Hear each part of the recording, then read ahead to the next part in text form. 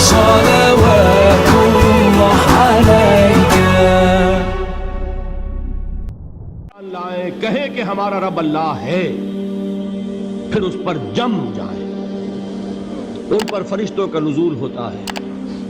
نہ کوئی غم کرو نہ خوف، خوشیاں مناؤ جنت کی جس کا تم سے وعدہ کیا گیا تھا. اللہ کی ربوبیت پر اطمینان جب انسان کو ہو جاتا ہے، میرا رب اللہ ہے، ربی اللہ، انسان کے لیے نہ کوئی کھٹکا، نہ کوئی خطرہ، نہ کوئی خوف، نہ کوئی حزن. جو کچھ ہو رہا ہے کس کے اذن سے ہو رہا ہے؟ اللہ کے اذن سے.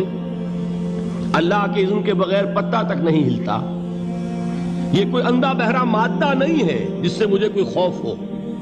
اندھا بھینسا چلا آ رہا ہو اس سے تو ڈرنے کا ہر انسان کو ڈرنا چاہیے، نہ معلوم کس کو ٹکر مار دے. لیکن نہیں، اس کائنات کو چلانے والا ایک سمیع و بصیر خدا ہے. وہ جو میرا دوست ہے، میرا ولی ہے. اللہ ولی الذین آمنوا یخرجہم من الظلمات الی النور. اللہ اہل ایمان کا ولی ہے، ساتھی ہے، پشت پناہ ہے، مددگار ہے، حمایتی ہے. بتائیے جسے یقین ہو جائے کہ اللہ میرا مددگار، اللہ میرا محافظ، اللہ میرا پشت پناہ، اللہ میرا حمایتی، اس کے لیے کوئی خوف ہوگا؟ اس سے کوئی ڈر ہوگا؟ میں مثال دیا کرتا ہوں ایک بہت سادہ پنجاب کے دیہات کی. وہ بڑا چودھری ہے اور کوئی غریب کسان ہے. اس غریب کسان کے جانوروں کو ہر وقت اندیشہ ہوگا چوری کا. کوئی میری بھینس کھول کر نہ لے جائے، کوئی میرا بیل کھول کر نہ لے جائے. لیکن جس کے بارے میں یہ سب کو معلوم ہو کہ وہ جو بڑا چودھری ہے وہ اس کا دوست ہے، اس کی بچیا کو کوئی خوف ہوگا؟ اس کی بھینس پر کوئی ہاتھ ڈالے گا؟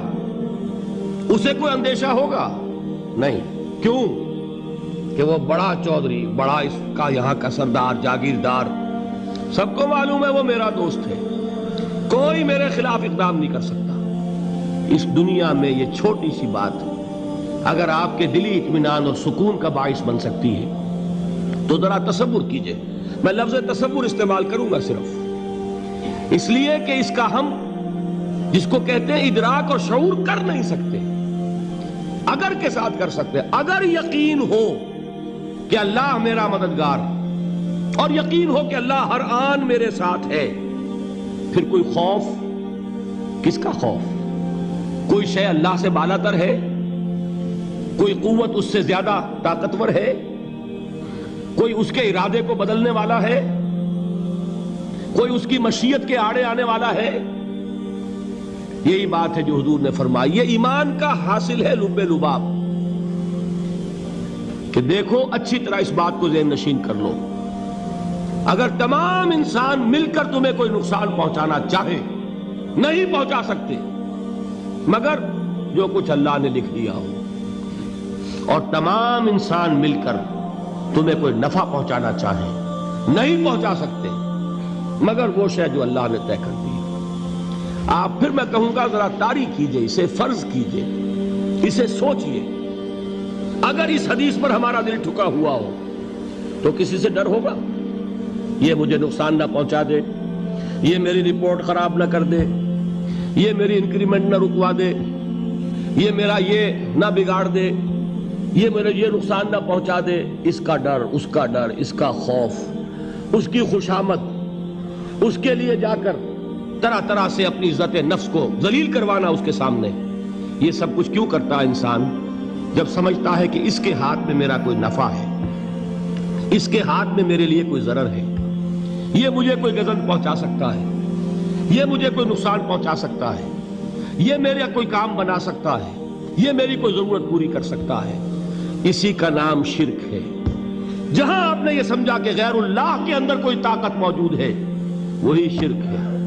بتوں سے تجھ کو امیدیں، خدا سے نومیدی، مجھے بتا تو صحیح اور کافری کیا ہے؟ شرک تو یہ ہے. جس پر بھی تمہیں یہ خیال ہے کلمہ ہے، یہ کلمہ سوم لا حول ولا قوت الا باللہ، ذرا اس پر دل کو کبھی اگر آپ تصور کریں پھر فرض کریں دل ٹھک جائے اس پر، کوئی طاقت نہیں۔ یہی بات تھی جو شیخ عبد القادر جیلانی رحمۃ اللہ علیہ نے اپنی وصیت میں اپنے بچے سے کہی۔ 11ویں دینے والے ہیں، لیکن حضرت شیخ عبد القادر جیلانی کی وصیت اور تعلیمات کو کتنے لوگ ہیں جو جانتے ہو؟ یہ جن مقامات تک پہنچے ہیں وہ کس چیز کی بدولت پہنچے ہیں؟ انہوں نے جو پیغام دیا وہ کیا تھا؟ اے میرے بچے، جس طریقے سے قرآن مجید میں حضرت لقمان کی نصیحتیں جو ہے نقل کر دی گئی ہیں، میں یہ عرض کروں گا بالفرض اگر قرآن حضرت عبد القادر جیلانی کے بعد نازل ہوا ہوتا تو شیخ عبد القادر کی یہ نصیحتیں بھی قرآن میں درج ہوتی۔ اتنی اونچی نصیحتیں ہیں۔ اے میرے بچے، اس حقیقت کو ذہن نشین کر لے، لا فاعل فی الحقیقت ولا مؤثر الا اللہ۔ اس کائنات میں نہ کوئی فاعل حقیقی ہے نہ مؤثر حقیقی ہے سوائے اللہ کے۔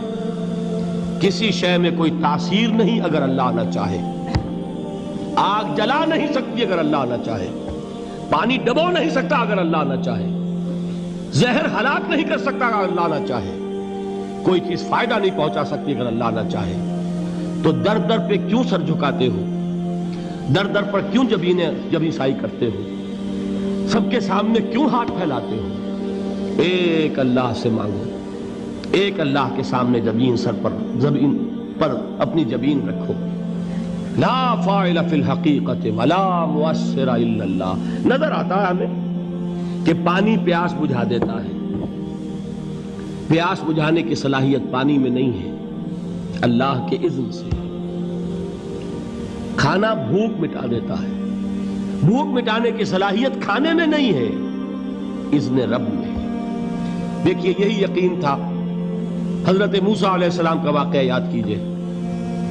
سامنے سمندر آ گیا ہے، قوم دیکھتی ہے پیچھے کہ گرد و غبار کا طوفان ہے۔ معلوم ہوا کہ فرعون اپنے لشکر سمیت آ گیا ہے۔ لشکر جب چلتا تھا تیز رفتاری کے ساتھ تو گرد و غبار کا جو طوفان اٹھتا تھا اس کا تصور کیجئے، اور لمحہ بلمحہ وہ قریب آ رہا ہے۔ پوری قوم نے کیا کہا؟ اے موسیٰ انا لمدرکون، اے موسیٰ ہم کو پکڑے گئے۔ قرآن مجید نے تو یہاں وہ باتیں نہیں لکھی ہے، لیکن تورات میں یہ درج ہے کہ بنی اسرائیل جھگڑنے لگے، دست و گریبان ہو گئے موسیٰ کے ساتھ۔ موسیٰ ہمیں یہاں مروایا لا کر، اس سے تو ہم ہی بہتر تھے، وہاں کھانے کو ملتا تھا، زندگی تو تھی، بیگار ہم کر رہے تھے، موت تو نہیں تھی۔ اب جو کچھ ہوگا اس کا تصور کرو، جس طریقے سے ہمارے ٹکڑے اڑائے جائیں گے۔ تو لڑ رہے ہیں حضرت موسیٰ علیہ السلام سے۔ یہ تورات کی تفصیل ہے۔ قرآن میں صرف اتنا آیا ہے، پریشان ہو کر انہوں نے کہا انا لمدرکون، موسیٰ ہم تو پکڑے گئے۔ اس وقت موسیٰ کا جواب کیا ہے؟ کلا ان معی ربی سیہدین، نہیں، میرے ساتھ میرا رب ہے، وہ راستہ دے گا۔ بتائیے کہاں راستہ نظر آ رہا ہے؟ یہ ہے ایمان بالغیب۔ راستہ نظر نہ آئے تب اللہ پر یقین ایمان ہے۔ جیب میں پیسے ہوں اور تب دل کو اطمینان ہے تو ایمان کس پر ہوا؟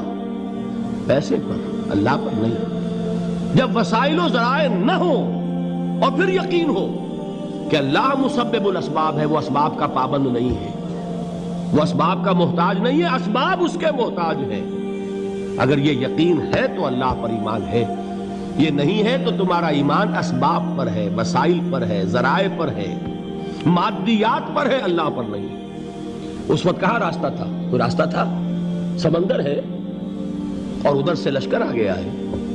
کلا ان معی ربی سیہدین۔ اب دیکھیے ایمان کہہ دینا آسان ہے، ہوا معکم اینما کنتم، جہاں کہیں بھی تم ہوتے ہو اللہ تمہارے ساتھ ہوتا ہے، لیکن اس کا یقین قائم ہو جائے تو زمین و آسمان کا فرق واقع ہو جائے۔